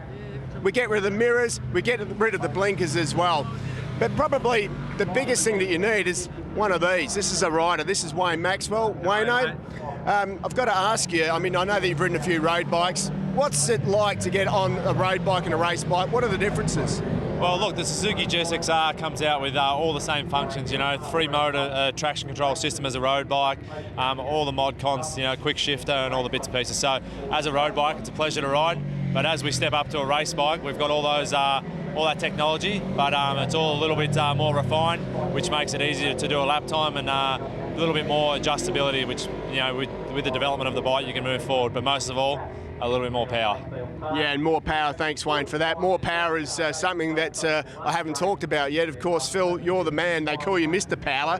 What sort of modifications can you do to these Superbike engines? Well, actually, Steve, not a great deal from the standard GSX-R 1000 you buy on the road, but we're allowed to increase the compression ratio via a thinner head gasket and machining of the cylinder head, which we do. So we get power from that, and then we tune it. We've got a Yoshimura EM Pro ECU in there, which is all fully tunable. That allows us to tune not only the engine in its fuel state, but we've got ignition timing plus running controls and traction controls, a whole lot of controls really that's all electronic and done through the EM Pro. Well, there you have it. All you need is a rider like Wayne Maxwell, a guy like Phil, and a great base of a bike to start off with, and you too can win races. But remember this, what wins on Sunday also sells on Monday. Great work, Steve. Back to the grid with our pole sitter crew, Halliday. I know you were disappointed with second, but again, good news. You are the one sitting on pole position, and you're also in the lead of that championship too. Yeah, you know, to be honest, I'm not really looking at the whole leading the championship at the moment. We've got another race, 20 lap stint ahead of me, and it's going to be definitely hard. And yeah, it's just, you know, I made a lot of mistakes in the first part of that race, and you know, I seemed to have the pace at the end. I passed Wayne. You know, they were a fair way in front of me, so I need to just try to stay with them, capitalise on, you know, being as smooth as I can, try to capitalise if they make any mistakes. But, you know, the pace is that fast, it's so easy to make a mistake. So, no, it's, yeah, I just need another mistake-free race and many points as I can. As you said, leading the championship, but that's at the back of my mind. You know, I would like to get a race win, but it's going to be hard with those two. Go get him. Good luck. Thank you. We'll keep walking down the grid, guys. Wayne, we will come back to you. Let's head on down to Mike Jones. He's on board the Desmo Sport Ducati this weekend, taking Troy Bayliss's position and doing a fantastic job at it, I might add. Feeling pretty confident on the Ducati this weekend? Yeah, I have been feeling very confident. Obviously, that first race didn't pan out exactly the way I wanted it to. Sort of missed the start there a bit, and that sort of let the front guys get away, and I just couldn't close the gap down. So the goal for this race will be to get the start and then run with the front guys and be there for the finish. Good luck. Cheers, thank you. And we'll move on down to Daniel Falzon. Always very consistent, but just missing out in that last race. I like seeing you smile, Daniel, just missing out. Any changes ahead of this one? Yeah, a few little changes we've made. Really racing with the guys in race one up nice and close, you kind of find out where your pitfalls and where you're actually quite strong are. So make some minor changes to the bike, and I think we can be really close up there again. We were somewhat there in that race, just lost a little bit towards the end, but I'm feeling confident, and that's the main thing. Good luck. Thanks, Emma. Let's head on here with Josh Waters on board the Suzuki GSXR. Josh, obviously a few little hiccups this weekend. How did you feel with finishing in 6th? I need to try and improve a little bit to go with these lead groups. So, yeah, I'm hurting a bit after getting off it at testing, but we'll keep working away, and hopefully the changes we've made to the bike are definitely going to be better, I hope. Chin up for this one. Good luck. Thanks. Josh Waters, he's starting back in 6th position. Let's go catch up with this guy. Obviously, we've got a spot missing here. Aidan Wagner, shout out to you. Shoulder injury. He's not going to be racing for this one, and he has a shoulder reconstruction booked in, I believe, already for Monday. Hey, Matt Walters, starting from 8th. Fantastic work this weekend so far. Yeah, it hasn't been bad. We had not a bad qualifying. We had to come through Q1 to get to Q2, and made it work, and we were pretty happy with it. So, good luck. Thank you. And we'll head down to BC Performance Kawasaki and check in with these guys, because apparently I'm your good luck charm when I talk to you on the media grid. Hey, Brian, some setup issues this weekend, but we know that you do have the race pace, that's for sure. Well, turned out I didn't exactly have the race pace. Except for the first one, but in general. But given that you're wishing me well and you're apparently the good luck charm, let's see that we can't make it happen this time. Yeah, no, look, the first race was okay for us. It was a result that's given us some points, but we'd really like to go a few better this time round. Good luck. Thank you. Well, we'll just turn around and quickly check in with Calvin. Nah, he's walking away from me. Let's grab Alex. Alex, how's it going on board the Suzuki GSXR? Yeah, not too bad. So the first race went pretty well. If we can jump another row off the start, I feel we might be able to stay with the lead group for a little bit. Just need to make myself a bit more energy efficient and see how we go by the end. Good luck. Cheers. Boys? Yeah, thanks very much, Em. And yeah, a couple of good points there. At Daniel Falzon, it was clearly evident to us that the end of the race was where he did really struggle with the lap times. And also that when Emma spoke to Mad Mike Jones, he obviously has the pace, but it didn't make it last long enough, because on lap 3, he was just as fast as the rest of the riders, setting a lap time that was pretty close with the fastest lap. And a lot of the riders out there are actually using Pirelli tyres. Let's get an update from Pirelli and Dave Fuller. Dave, just explain, for those who don't know, what tyres are they on? What's the reason for choosing those tyres? Conditions have been not too bad so far today. These are the latest tyres from World Superbike, the same as the World Superbike guys have been using at Phillip Island and the last round at Buriram in Thailand. Fantastic product. They do all the testing on our behalf. We're just the lucky recipients of all their hard work, and they've been working absolutely fantastic here at Goulburn this weekend. Thanks, Dave. Hey, guys, for this one, Wayne Maxwell is very, very hungry indeed. Here's my tip for the Kawasaki Superbike race number 2. Over to you. Phil Harlem, Steve Martin. Thanks very much, Emma. And it is going to be an extremely exciting race. But the thing that sticks in my mind, Steve Martin, is that Tom Taparis has already gone 2 from 2. He is the local hero at Goulburn here. Can Troy Herfoss make it 2 from 2? Wayne Maxwell and Crew Halliday and Mike Jones, Daniel Falzon, Josh Waters are going to have to ride extremely hard to hold out what is going to be an extremely determined Troy Herfoss. Well, Herfoss had a great run, didn't he? And we saw what he could do when he got in front. He managed to build that lead out to over 1.1 seconds. And he looked like he wasn't, it looked like he was having a Sunday afternoon ride. Let's set a new lap record. Yeah, while doing it, the Pirelli tyres were working brilliantly, as they said. But yeah, Daniel Falzon has made a couple of little changes to his setup to perhaps try and lengthen his tyre wear. Hopefully he can get a little bit more speed towards the end of the race. I know that Wayne Maxwell, I bumped into him. He was having some braking issues. And I also said to him, if you saw the highlights of race 1, he sort of like left the door open. So I said, mate, close the door on the last lap, will you? So let's see if he does that this time round. Also disappointing that Aidan Wagner's shoulder injury has got the better of him. We saw him in absolute agony earlier on today. He had to pull out of race number 1 and unfortunately not out there on the grid. But another rider that does actually have a shoulder injury, he's kept it pretty much under his belt this weekend, is Josh Waters. As he mentioned on the grid there, he is hurting. He's got a serious shoulder injury after a big get off here at the test, and has been doing a great job to ride around those injuries this weekend. But it's Crew Halliday, the man that starts from pole position. He's joined on the front row of the grid by Wayne Maxwell and the local hero, Troy Herfoss. Mike Jones starts from 4th position on row 2 with Daniel Falzon in 5th position, and Josh Waters rounds out row 2. Yeah, row 3 will be Aidan Wagner, unfortunately not taking up his position on the grid, but Matt Walters and Bryan Staring on board their Kawasaki Ninja ZX10 RRs are both there on row 3. Glenn Allerton starts from 10th position with Al Phillip, who we heard from on the grid. Look for him in the races. And Damon Rees from New Zealand in 12th position. Yeah, doing a great job this weekend, Damon, and was fast on a super sport machine. No reason why he can't be fast on a superbike as well. Glenn Scott, Mark Kyoto and Lachlan Epps will start from row 5. Ted Collins, of course, 16th. Sloane Frost from 17th and Arthur Cece's in 18th position. Yeah, look for Arthur Cece's off the start. He's always incredibly fast. Brendan McIntyre, Phil Chai and William Davidson will start from row 7. Mike Edwards, Hamish McMurray and Paul van der Heij from South Australia will round out the field. So the riders are coming round now to take up their positions on the grid. Troy Herfoss has taken victory in the first race of the weekend. Crew Halliday, our poleman, was second and Wayne Maxwell was third. Crew Halliday leads the championship. Troy Herfoss has surged up the order and got a lot of points back that he lost out on at the first round of the championship. It is all to play for now. Who will be the Wizard of Wakefield Park this weekend? Well, 20 laps, 2.2 kilometres per lap. We'll find out. As the red flag leaves the grid, Steve Martin, Crew Halliday from pole position, Maxwell from second, and they blast off the line. Looks like a pretty good start from Daniel Falzon and Mad Mike Jones from the second row of the grid as well. But down the inside into turn 1, it is the governor of Goulburn, Troy Herfoss, that takes the lead as they run up the hill for the first time. Mike Jones got a better start this time too. He's up into 5th position. It's a gaggle of Yamahas up there. Wayne Maxwell's up there in about 4th position at the moment. But Troy Herfoss, this is dangerous for the boys. He's already leading this one.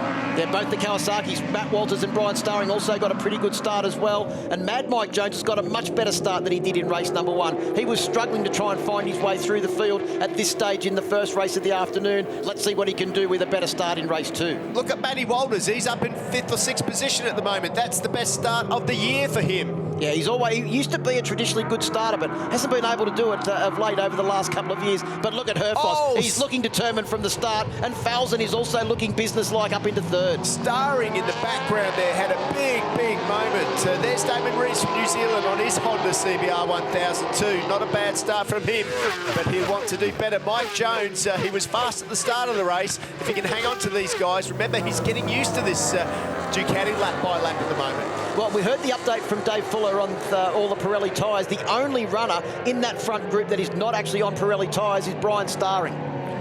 And meanwhile, Crew Halliday sits in 2nd position as he heads up there behind the number 1 machine, Troy Herfoss. And Crew is right on the back at the moment, so he's doing a fantastic job at holding that position. Crew Halliday there. Somebody needs to strike quick on Troy Herfoss, or you know what, Phil? He could run away with this. Yep, Herfoss leads. He did a 102.677 from a standing start, so absolutely flying off the standing start. What can he do on this first flying lap, Troy Herfoss? To me, it looks like in the first one he was quite calm and content to keep his powder dry and just sit there in the first couple of laps. This one, he has pinned his ears back from the very start, and the Penrite Honda leads them across the line with Crew Halliday and Daniel Falzon right behind. Wayne Maxwell's now moved up into 3rd place as well. Looks like Maxwell, the Wayne train, is on a charge. Yeah, 57.8 for Wayne from a standing start on his first flying laps. Pretty impressive stuff. So already well on the pace, and Wayne Maxwell making up a little bit of ground and closing that gap up to 3rd position. In fact, he was the only rider in the 57s on that lap. Everyone else was in the 58s. Yeah, I know. It's a very impressive lap. And Wayne's problem is not the pace at the start of the race, as we saw, but he was having some sort of braking issue towards the end of that race, which gave him some arm pumps. So let's hope that the team have been able to tweak the bike in the brake, and he can be strong towards the end, because there's definitely a potential race winner. Well, and also, too, Wayne Maxwell, one of his big areas is his ability to brake late and deep on board that Team Suzuki X-Star machine. Hate to tell you, but you know who's arrived on the scene? Mad Mike Jones, and he is keen for some business. Well, Mad Mike Jones, if you think back to the last race, race 3 at Phillip Island, he was out of control and in control, got the lap record in that race, and boy, he came close to winning it. Yeah, he also did. He was on a privateer Kawasaki, a couple-of-year-old machine at that round. Of course, Troy Bayliss out injured here at Wakefield Park. The team have drafted in their former rider and former Australian champion, Mad Mike Jones. He's up into 4th place now. He just got the better run out of the corner and overtook Daniel Falzon on the run up the hill. So the Desmo Sport Ducati is also on a charge and trying to work his way up onto the podium. I think Mad Mike Jones has ridden just about every Ducati there is. He's ridden this, he's ridden the 1199, he's ridden a couple of different MotoGP bikes as well. So Mad Mike, no stranger to the Ducati brand. Yeah, and also had a great ride at the MotoGP race at the Australian Grand Prix in the end of last year as well. But it is currently bike number 1, this reigning Australian Superbike champion, Troy Herfoss, on board the Penrite Honda. Geez, he was late and deep into that final corner. He had to stop the bike in the middle of the corner. Who was carrying a lot more corner speed behind? It was Crew Halliday, our pole man, on board bike number 65. He classes this as one of his home rounds. He only lives an hour up the freeway, does Crew Halliday, and he is really keen for a big result here this weekend. Well, Crew certainly likes to pile on that mid-corner speed. We saw him do it in race 1, and he's doing it here again. Well, let's go down to the pits and a quick update from the man that usually rides the Desmo Sport Ducati, Troy Bayliss. Yes, he has returned. Troy, great to have you back with us this weekend. Mike Jones, he's doing a great job out there. Yeah, even in the first race, you know, Mike had the speed. It just wasn't a great first opening laps for him. He's right there in the lead group now, and we're hoping that he'll you know, finish it off and get on the podium. Look forward to your return at the bend. Thanks, mate. Cheers. Yeah, I'm sure that's exactly what's on Mike Jones's mind at the moment, to get on the podium if he can. I mean, he's in there or thereabouts at the moment, matching the guys up front. Daniel Falzon on the back of that group, and we know that he'll be waiting to see what those tweaks do. Fastest man on the last lap, Mad Mike Jones, 57.773 as they come round to complete the 5th lap of the race. The fastest man on track now is Troy Herfoss, the 57.718. They're only taking tenths or hundredths of a second off at the moment, Steve Martin, but they are getting faster and faster and faster as the pressure at the front of this field starts to increase, and they are all starting to step up the game. In fact, the top 5 all in the 57s. The next group, Josh Waters, Matt Walters, Bryan Staring, Al Phillip and Glenn Allerton, all back in the 58s. Yeah, it's a pretty impressive ride by Al Phillip there, just back in 9th position. He's doing good as well. Glenn Allerton's moved himself up into the top 10 as well. He had a terrible run in race 1 earlier today, finishing 15th, but good to see Glenn Allerton in the top 10. I think all the way back to 17th position, Ted Collins, the riders are lapping under the 62nd lap barrier as Maxwell has a big lunge up the inside of Crew Halliday. Had to pull out at the last minute, and I think his drive out onto the straight may have just been slightly compromised there as well. Oh, I don't think Mad Mike Jones got the drive that he wanted out of the final corner and wasn't able to draft the Team Suzuki X-Star machine down the straight. Yeah, Maxwell's certainly looking for a way through. He doesn't want to be held up, or he wants to be with the man out front, Troy Herfoss, on the Honda at the moment. He's definitely looking for a way past Crew. But I'll tell you what, this isn't the Crew of old. This is the Crew of new, a more confident Crew, one that knows how to win. And what was the statement he said before? A more mature Crew as well. Well, I don't know about that, but on a motorcycle for sure.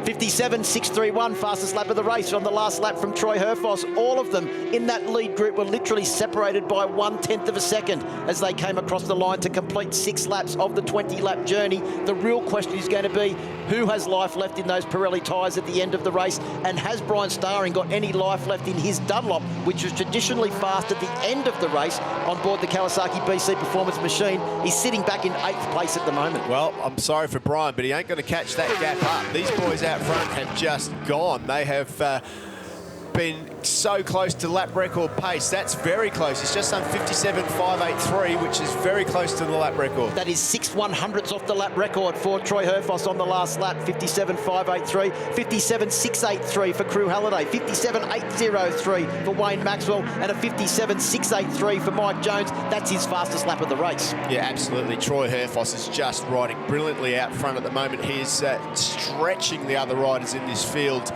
showing them exactly what he can do. He's not scared of showing them any secrets. He's saying, come and get me if you can.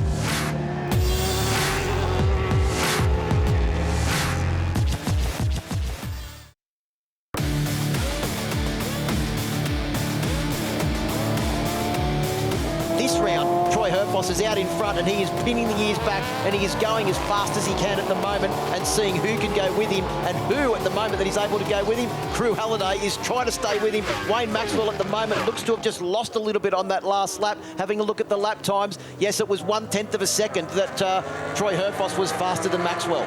There's Mike Jones, back end of his bike just wiggling around a little bit, but still looking pretty composed. I'm sure he's trying to find a way past, but there's one thing about this Wakefield circuit track, it's definitely not easy to pass on, Phil. No, it's one thing to catch them, it's another thing to try and find your way past, as Mad Mike Jones tries to put himself in a position now to have a look down the inside of Wayne Maxwell at the bottom of the hill. That's one of Troy Herfoss's favourite overtaking opportunities, and the top five are starting to spread out just a fraction, and then there is a bit of a gap back from Daniel Falzon to Josh Waters, who's having a very lonely ride at the moment. He's got a 3-second gap over the field behind, and he's also got a fair way to Daniel Falzon in front. Down to Emma in the pits.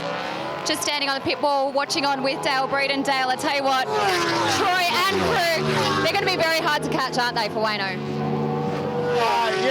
Yeah, the boys in front obviously done a really good job. And the lap time's really, really close. So, if someone makes a mistake, and he'll be right there. So we're not giving up yet. It's a long race, and we just want to work into it. Thanks, Dale. Good luck.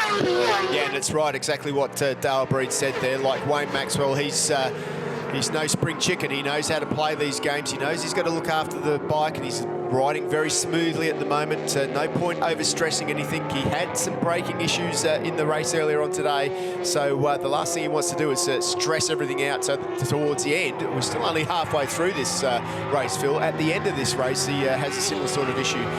He wants to try and do everything he can to stay in that third position, stay as smooth as he can.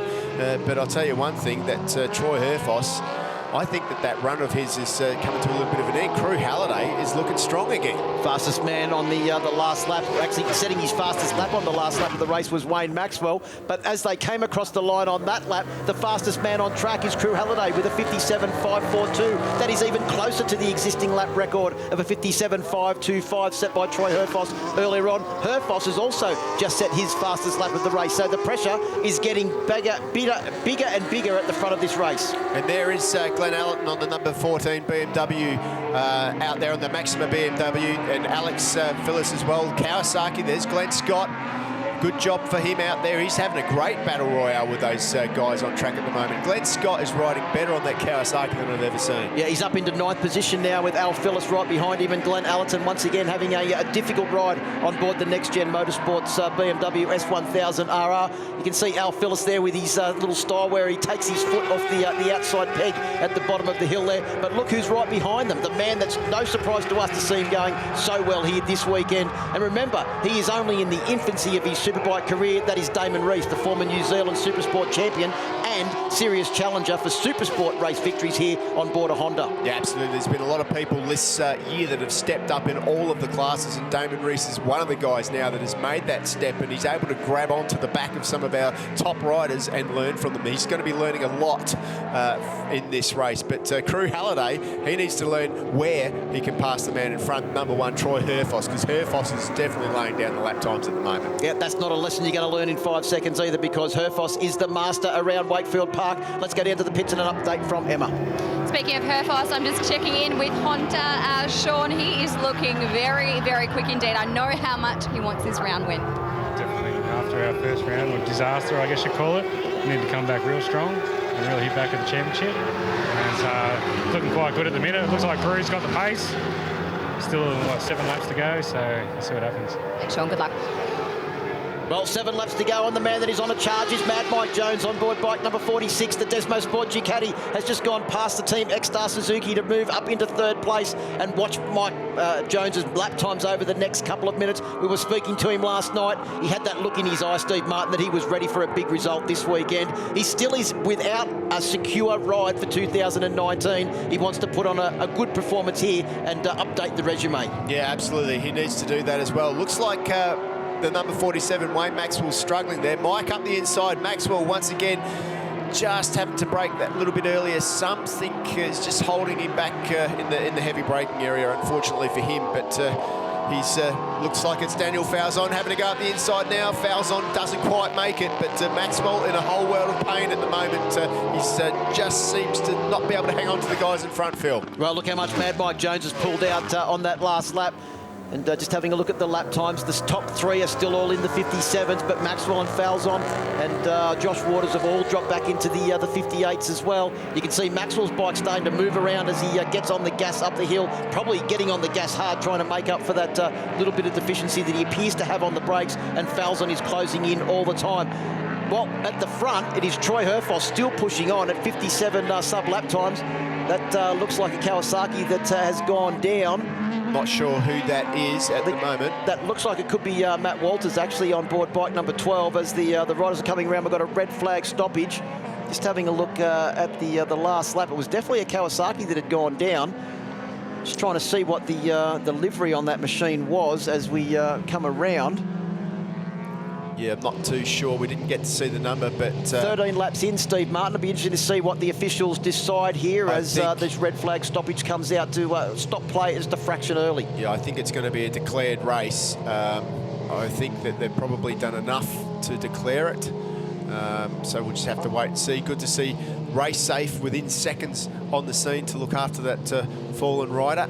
And yes, red flag situation here at Wakefield Park at the moment. Yep, race has been declared with full points awarded. Be interesting to see what positions they were as they came across the line. It was, because depending on what lap it was Mad Mike Jones in second place. I think it was. So it looks like the top three will be Troy Herfoss, Crew Halliday and Mike Jones. Wayne Maxwell will finish in fourth place.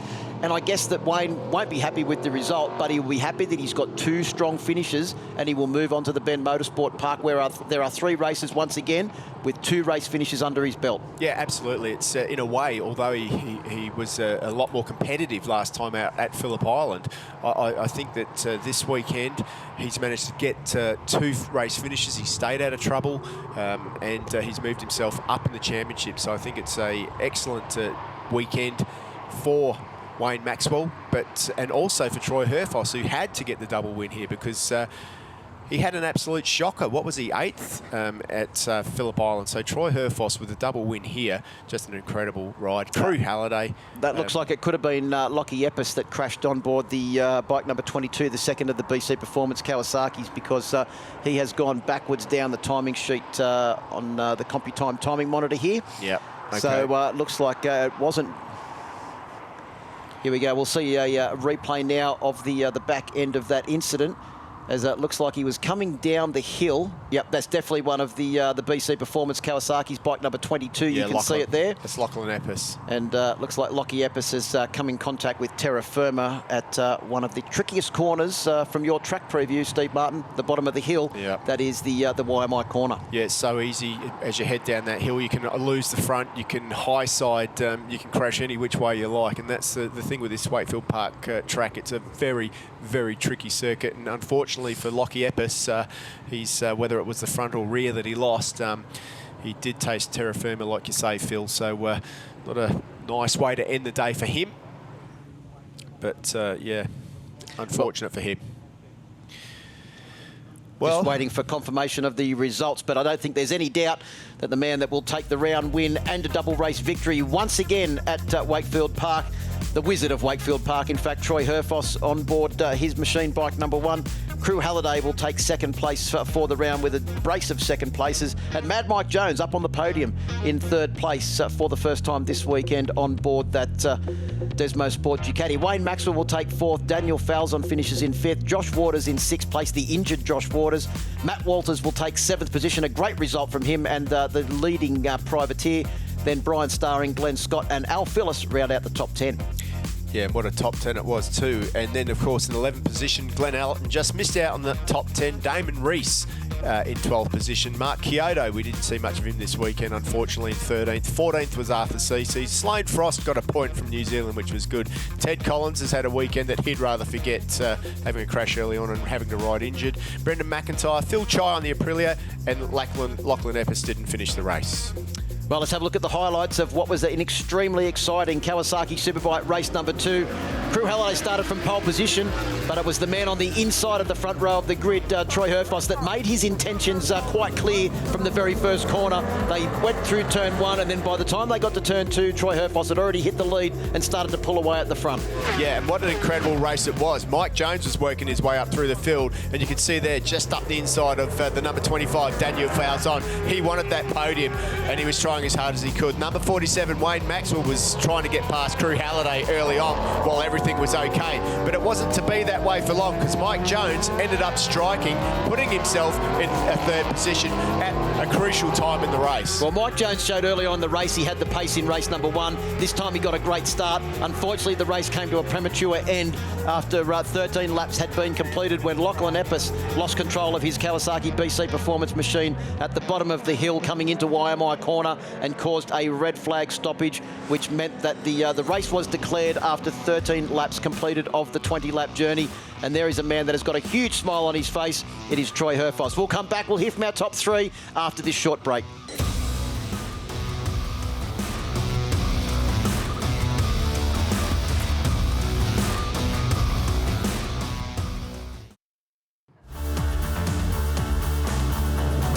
Thank you for watching. Welcome back to Wakefield Park in Goulburn, New South Wales. We have just had a cracking race, the second and the final race of the weekend for the Kawasaki Superbike, and I'm down here on the podium with our top 3, starting with our third position, Mike Jones. Fantastic work on the Desmo Sport Ducati this weekend. I know Troy Bayliss is very happy indeed. Yeah, thank you very much. Obviously, I'm very happy with this third position. Coming into the team to replace Troy has been a massive task and certainly a lot of pressure to perform this weekend. We did have a 5th position in the first race, and that was ultimately down to a poor start. I rectified that for this second race, and we got away really well there, and was able to go away with the front guys and fortunately come away with 3rd position. Well done. Thanks, Mike. Thank you very much. And in 2nd position, Crew Halliday, welcome back to the podium. Some much needed points for your championship. I know you were a little bit disappointed with 2nd last time.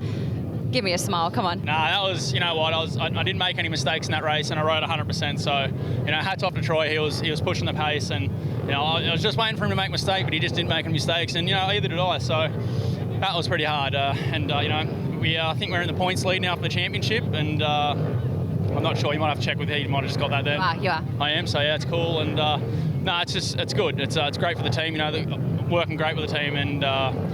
You know, as I said before, I'm working good with Kev Marshall, getting close with him, and yeah, the bike's working unreal. Now I can ride it how my riding style, and yeah, it's good. So I'm not angry with 2nd. It's good.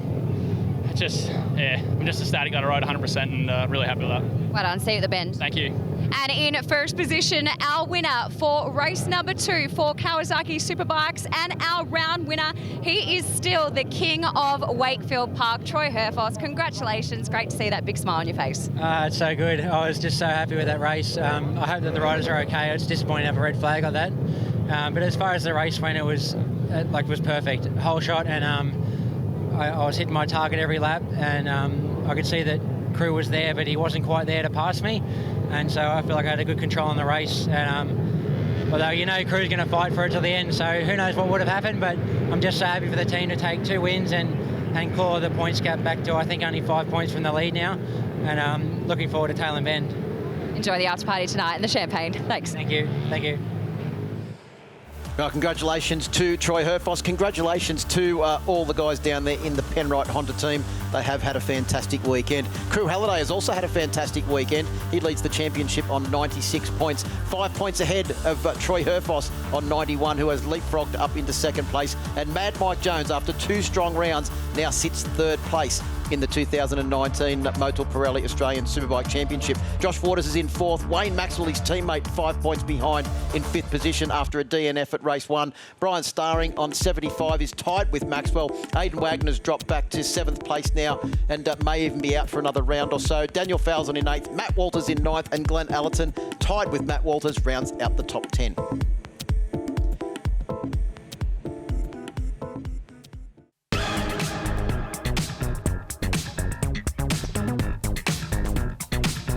What I would give as a kid to have a bike like this, a race series developed for 11 to 15-year-olds. It just wasn't around back in the old days.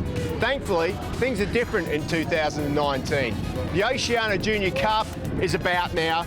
A lot of hard work's gone into developing it. Let's find out from the key players and some of the riders how it all happened. Hi, I'm Damien Cudlin. I'm the official coach for the Oceania Junior Cup. Really excited to be here. It's the first round at Wakefield Park, and it's been a big build-up to get to this point, but to see them all here, it's fantastic. And you know, it's a great opportunity for these kids not only to race but to learn as well, and that's my role, is to teach them as much as I can, pass on as much information, and really excited to see them race. I love this because of the opportunity that it gives and the close and tight racing. So 1 minute you could be in first, 1 minute you could be in last, you never know. So far we've been at Phillip Island, it's been great, all exciting stuff. I'm really excited to race here in Australia and explore the country. You know, riding with 26 kids is really cool because I can make new friends, and it's going to be really competitive, and I'm always up for a challenge, so it's going to be real fun. My name's Trevor Manley, and my role in the OCEANIA Cup is Technical Director. I'm in charge of about 6 staff members to look after things like tyres, tyre temperature, the wheels are in line, bikes are all working properly, and we give the parents assistance in, you know, we're trying to train the parents up so they know how to look after the bike. Some of them have never been involved in this sort of thing before, and they're actually learning quite a lot. I'm Martin Port. I'm the category manager for the Blue Crew Oceania Junior Cup. My role basically has been to pull this project together, but to be honest, that wouldn't have been possible without significant support from a number of partners, especially FIM Oceania has definitely been a major partner in this project, along with Dorna, who've also offered us and our kids a number of slots in the Asia Talent Cup and the Red Bull Rookies Cup. With that excitement, we've got 26 kids here, and behind that project is also Pirelli, Motul, AGV, Racondi. This project couldn't happen without the support of the whole industry, and that's probably one of the most amazing things about that, how this industry's come together for a project like this. Well, getting ready now for the third and final race for the Blue Crew Oceania Junior Cup, the FIM Oceania supported event. And Cross Francis will start from pole position with Carter Thompson and Glenn Nelson. Carter Thompson so far, Steve Martin, 2 from 2. Yeah, what a weekend he's had so far. It's been absolutely incredible. He's been out front, but he hasn't had it his own way, has he? It's been absolutely incredible. Row 4, Jacob Hatch, Reece Outred from Victoria, of course, Archie McDonald, Zach Patendi from Queensland is in there as well, Cormac Buchanan, Jai Cross, 26 riders across the whole field. Yeah, doing a great job, the riders this weekend. There have been a couple of crashes, but everyone has learnt a whole lot this weekend. And the good thing is, this class for 11 to 15-year-olds, guys, boys and girls, all out there doing a great job and having their first outing in 2019 for the Blue Crew Oceania Junior Cup.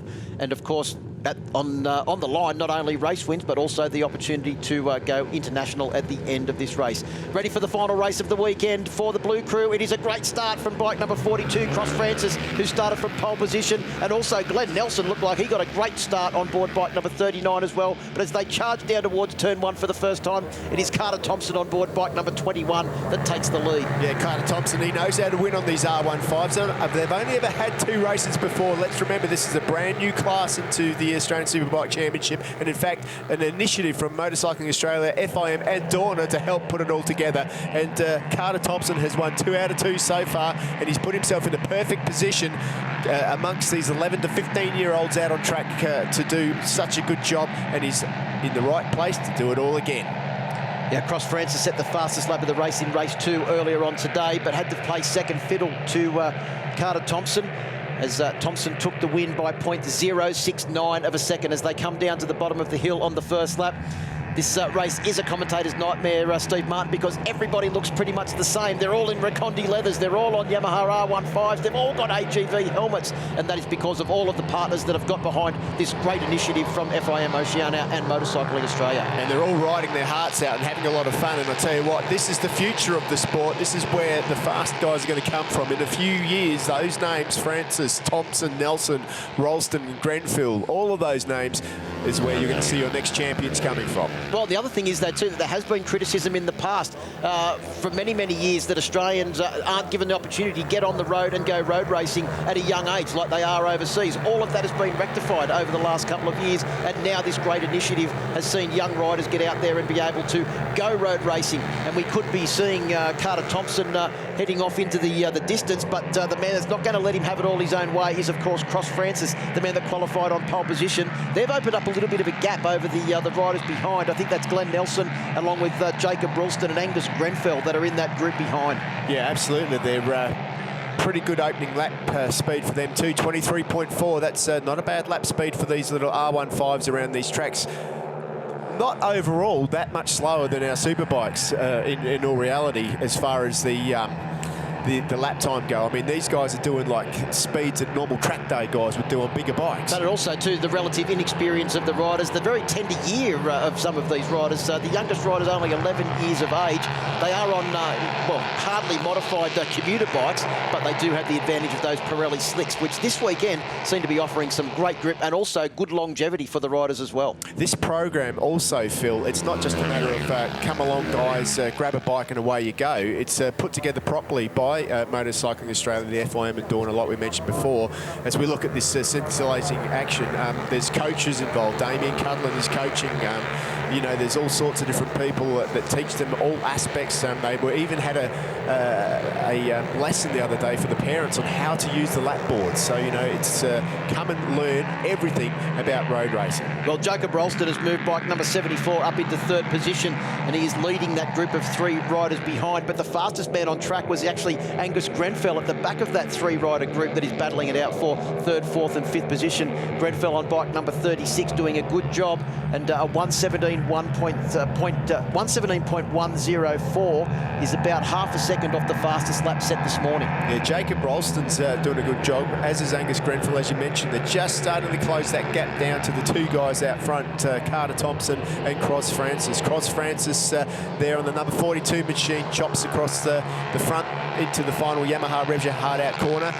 Big slips. Oh, we've got one off into the grass there. Oh, and he's fallen down.